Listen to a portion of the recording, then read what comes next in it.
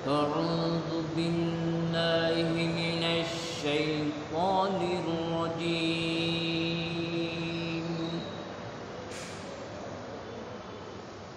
بسم الله الرحمن الرحيم.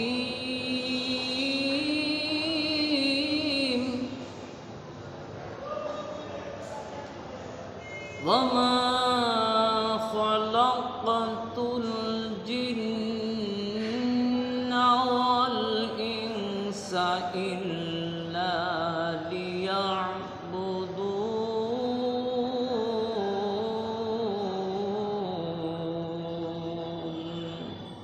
صدق الله العظيم. প্রিয় দিনী ভাইরা, আসসালামু আলাইকুম ওয়া রাহমাতুল্লাহ।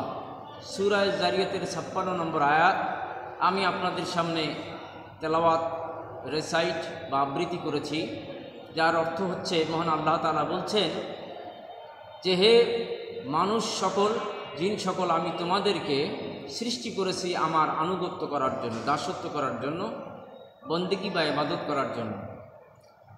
তো এটি হচ্ছে স্বাভাবিক অর্থ। আমরা ইবাদত বলতে কি বুঝি? আল্লাহ তাআলা অন্য আয়াতে বলছেন, আনি'বুদুনি ওয়া হাদা সিরাতুম মুস্তাকিম, আমার ইবাদত করো, এটি হচ্ছে সরল রাস্তা। পৃথিবীতে মানুষ আল্লাহর খলিফা হিসেবে এসেছে। জীবনের সকল ক্ষেত্রেই, জীবনের সকল সময়, সকল কাজে মানুষ আল্লাহর গোলাম হবে, গোলামির পরিচয় দিবে। এটি হচ্ছে এ আয়াতের মর্ম।